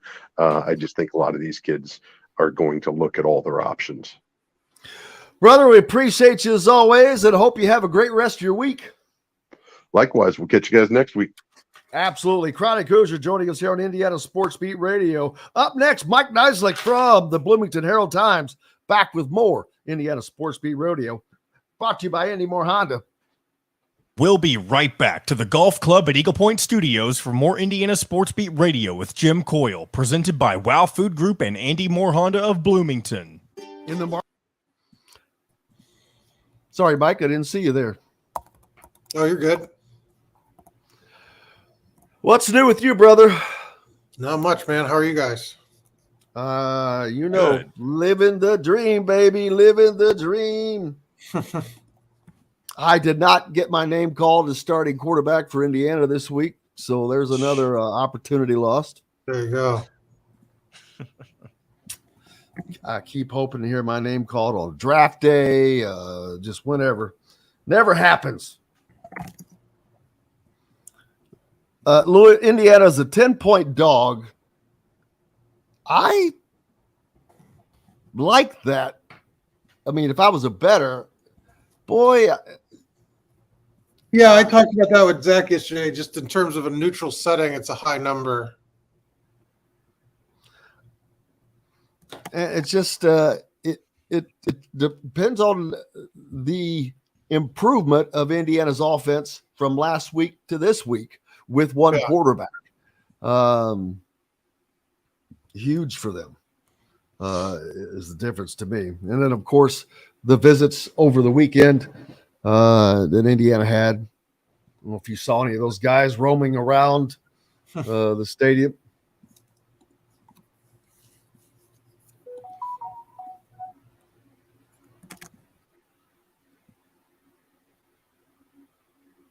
Man, did you watch that Jets game last night? That was crazy. I've said it 1,000 times already, but it was absolutely the craziest start finish to any NFL game I've ever seen. That punt return was wild. I mean, just the greatest part of the whole thing, he cuts back, but he waited for his blocker on that one gigantic block, because I thought he was going to just run by, but he pulls back and waits, and whoop, he wipes him out, and baby, that was the key. And I'm like, wow, what a smart dude. Yes, Fred, you are correct. Thank you. For those of you that listen, follow us on YouTube, please hit the subscribe and like buttons. We appreciate you immensely. Almost to 4,000 subscribers. Appreciate each and every one of you guys. Fozan over in Amon Jordan. Saw him on earlier. All right, here we go, guys. That you like for just $299. That's better than a birdie. But you don't have to be a student to play at Eagle Point. Go online to set your tee time or call 812-824-4040. The Golf Club at Eagle Point in Bloomington. This segment is brought to you by Hank's Pizza Mac. Now back to the Golf Club at Eagle Point Studios for more Indiana Sports Beat Radio with Jim Coyle, presented by Wow Food Group and Andy Moore Honda of Bloomington. Welcome back, Indiana Sports Beat Radio here on this Tuesday. Mike Niziolek from the Bloomington Herald-Times joins us now. Mike, how are you, brother? I'm good, Jim. How are you? Doing fine. Enjoying the week as we get closer and closer to another week of college football this weekend. Indiana will be traveling to Indianapolis to Lucas Oil Stadium for a neutral site game with Louisville. The remaining game in that series, the other one had already been canceled. They finally got the second one canceled, came out for $1 million. That will allow them to schedule another, hopefully, lesser opponent, because getting the 3 wins is crucial for Indiana in that non-con portion. But I don't know how that's always going to be. I would imagine with the Big Ten changing the way it is, I would certainly schedule 3 non-con games as gingerly as possible. But we'll see what they do with that. Yeah, I mean, it's the nature of the changing conference, right? Your 9-game conference schedule against stronger competition. You don't have the divisions, but you're still playing a strong, lengthy conference schedule. So you don't necessarily, the Big Ten is kind of lessened up on its non-conference sort of rules in terms of what you can schedule, what you can't schedule. So it's not like it was, and Indiana taking full advantage to try to make its schedule a little more manageable, especially when you're going through that 9 in the Big Ten. It's a lot. Yeah, absolutely. And then, but once Indiana, this is, I've been saying all season that this is a big game for Indiana. It's not the end all, but if they win this game, they're an underdog. They would come out of this a tough start to the season, 2-1 with an easy game after that. That would make them 3-1. That would put them on a trajectory of confidence, which they desperately need. So there are so many reasons why they need to win this game. One of which is making a bowl. If any thoughts of making a bowl game and getting to 6 wins will, in my mind, really kind of ride on winning it. But also it will show where Indiana is for certain. Well, yeah, we talked about this earlier, last couple of weeks. And essentially, this is where the season started. I think you saw with the way they handled the quarterback situation, this is where Indiana's coaching staff kind of thought the season started. This was a game that you need to try to have if you have any sort of aspirations of finishing, 6-6, even 7-5. I think you see kind of the back end of the schedule of some of these teams, Illinois, Michigan State, Rutgers. If you could beat Louisville, you could probably beat those teams. And I think this would set them up well. Like you said, you're looking at a 3-1 start. 2-2 probably doesn't end. It's not the end of the world, but I mean, you're feeling really good. 3-1 with a win over Louisville. Your first win, we've talked about over a Power 5 conference in the non-conference portion of your schedule in a long while. That I think Tom Allen would feel really good about that. Louisville, looked good obviously against Murray State, but struggled, had to come back from a 20-point deficit against Georgia Tech. So this isn't. I think there's a change. You mentioned the line is about started at 9. You said it moved to 10. That's pretty high to me. I think these teams are much closer matched, especially at a neutral field. Yeah, and I'm looking forward to this game. I think that it is going to be a good game. I've said throughout the show today with previous guests that the one thing that I don't like for Indiana is they're going into this game with their starting quarterback for the first time. Last week, it doesn't really count. They played Indiana State. He did get his feet wet, but he could have done this against, and I'd like to have seen him do it against Ohio State. I know it would have been rough. Maybe it was better to do it the way he did. I would like to have seen him get more snaps in that game. I'd like to see him the starter get the most snaps in the Ohio State and the Indiana State game to feel better about going into this game. But it is what it is. Yeah, and I mean, Taven did get, the majority of the drive. I mean, 12 drives versus 7 for Brendan Sorsby, and the competition had more snaps overall. I think it was like 76 to 62, something around there. So, I mean, he did get more snaps. I mean, they left him in. I thought it was kind of telling in that second half against Indiana State late in that third quarter. Two drives the lengthy drives that he kind of orchestrated. I think that was where he sort of won the job, and I think they felt really good about that sort of stretch of play. You would have liked more snaps against Ohio State, but I'm not sure.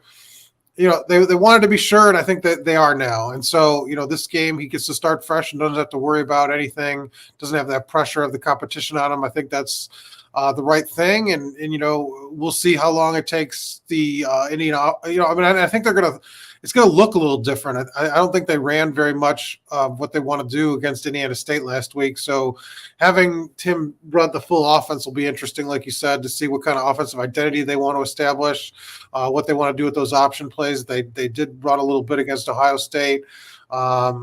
Jeff Brom, I watched his press conference yesterday. Said they're just gonna have to prepare for a lot because they're not really sure what Indiana's going to come out with. Yeah, and not only that, it's going to be interesting to see how. I think the one thing about Taven Jackson, and Indiana State didn't do a lot to make him look uncomfortable, but he never looked uncomfortable. He both of them, they looked always. The one play that Brendan Sorsby had to come in, he throws like a 15-yard strike without even question. That's like bringing a pitcher in the middle of the game and needing one pitch, and he throws it right down the middle and just drills it. And that's what he did. Taven comes back in, but the offense looked a little more, obviously a lot more free-flowing, but we got to see more of these weapons. So Omar Cooper and Josh Henderson out in space. They got the ball to Jalen Lucas outside of the tackle. And first 2 times he touches the ball, he goes for 25-yard touchdowns. Getting him the ball as a receiver as well, getting the ball to Josh Henderson as a receiver. All of those things are going to be very, very important as they go forward. Oh yeah, absolutely. And Jalen Lucas in the receiving game as well.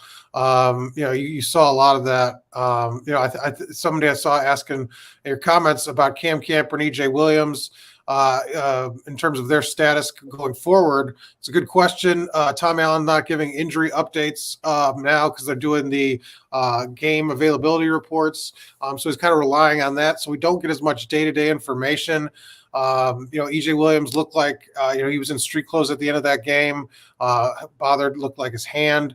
Cam Camper, you hope it's just precautionary because they didn't really need him at that point. With the way the game was going, and he was kind of.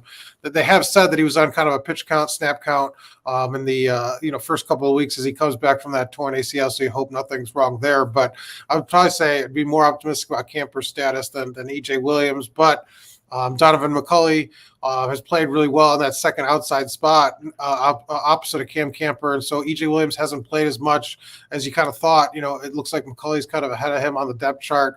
And then you got, obviously, the guys in the slot playing well. DeCourcy Carter got involved in that game too. So, like you said, a lot of weapons you saw against Indiana State, and that was good to see. Absolutely. Switching over to basketball, Indiana had a gigantic weekend in conjunction with the Indiana State game of Liam McNeely, Derek Queen, and their other teammate Curtis Gibbons in. But Derek Queen and Liam McNeely, obviously the two main targets there, 2 5-stars, 2 guys they have recruited independently heavily. And then, of course, Liam McNeely transferred into Montverde Academy for this season, and so they have been teammates. But overall, everything seems to have gone swimmingly well. But that always seems to be. What visit doesn't go well? That's it. Well, I think I've seen one where a guy just didn't get enough attention, and he got mad. I would love to one-time report on this visit. So and so said it sucked. The food was terrible. He had a terrible time. No, you see the videos. I mean, Indiana does. They roll out the red carpet, obviously, and you can kind of see. From social media, I think you get a kind of a look and a glimpse into kind of how those things are structured, what they how they try to treat these kids. When in basketball it's different because you have so much less to worry about. In football, you're bringing in tons of guys at a time, and it's more of a it's almost sort of like a factory process where you're rolling guys in and out. But basketball, man, I mean, you get you're the king for the day, right? Absolutely. And it will be interesting to see when Indiana gets their first 2024 commitment. Everybody is thinking that that's going to happen, after the visit. And I don't see that. Bill Self is apparently in Florida at Montverde Academy to visit someone else. But I think is going to talk to Liam McNeely down there. But we'll see how that goes. But I don't know when to really expect a commitment for Indiana, whether any of these guys will get that over before their season starts to get that out of the way, or if they wait to see what else might come along. Well, yeah, I mean, you talk about, how enjoyable these visits are for these kids, trying to keep your options open and do a couple of them to kind of experience that. And especially when you're recruiting, guys that are at the top of the country. I mean, they're getting a lot offers and, seeing what's out there. And it's hard to sort of kind of, make that decisive, have one conversation be the decisive moment. What is the decisive moment? I think it's over time that once these guys see what's out there, that they decide this is best for me. And so it's not easy, I think, competing at that level and recruiting in basketball these days. Absolutely. What's up next for you, man? Well, wrote a lot about, I hope, people check out at Michael Niziolek on Twitter. Wrote a lot about the quarterbacks this morning. I hope that listeners can check that out. Just about how Tom Allen's process unfolded, a little bit more about Taven Jackson, and kind of keep going on that. And then previewing this Louisville game, interesting kind of opponent, interesting kind of moment for Indiana football here this week. Yep. What are your thoughts going into this game? Indiana's a 10-point underdog. I don't know if I see that big of a difference, but yeah, I thought it was more of a coin flip. I'd cover probably, but we'll see. I think they have a chance to win, especially if that defense plays like it did the last 2 weeks. they should have a shot at winning the game. Can they score enough points? That's sort of the question mark to me. What does the offense look against like a Power 5 opponent? Because I mean, like you said, that Indiana State game, their defense played better than their offense, but still not the kind of competition they'll face this weekend. That Louisville will have the kind of speed to face up more against Jalen Lucas and things like that. So it'll just come down to if they can keep up points wise, and if the defense can keep Louisville to 21 points, I think they have a shot to win this one. Absolutely. And it's at Michael Niziolek, right? Correct. Did I say Mike? At Michael Niziolek, yes. At Michael Niziolek, Niziolek, from the Bloomington Herald-Times. Make sure you give him a follow and stay up to date on all of his coverage. Man, I can't thank you enough as always. Absolutely, Jim. We'll see you next week. Yes, sir, buddy. Have a good one. We'll see you at the game. Michael Niziolek from the Bloomington Herald-Times joining us here, and I cannot thank Mike DeCourcy enough from the Big Ten, or from Big Ten Network, but also the Sporting News, Chronic Hoosier as well. Most importantly, thank you guys. Without you, we have no reason to be here. Of course, John, the producer, for keeping us between the white lines as well. Tomorrow on the program, as always, Dylan We'll Sim have will join Mr. us. Oh, okay. We'll have Dylan Sim with us, I believe. He does do Wednesdays now, not Thursdays. We'll also have Kyle Neddenrip and Rick Bozich. And Rick Bozich, I'm sure, will have plenty of thoughts on this Indiana-Louisville game this weekend. Oh, absolutely. And I cannot wait to talk to Mr. Dylan Sin about his horrific record in the college. That's right. In the Pick'ems. And make sure you go to the ISB Pick'ems on the ESPN. Just go to ESPN on your computer. To your right, fantasy goes down to the college Pick'em. We can do it each week. You don't have to miss out. We'll do. You can keep winning. Anyway, that's going to wrap it up for us from the Golf Club at Eagle Point Studios. Thanks a lot. I'm Jim Coyle. I will see you on the radio. Thanks for listening to Indiana Sports Beat Radio. Be sure to subscribe to our YouTube page for more clips and team coverage of Indiana basketball, football, and more. You can also find full episodes and tons of other content on thehoosier.com. We'll see you next time for another edition of Indiana Sports Beat Radio.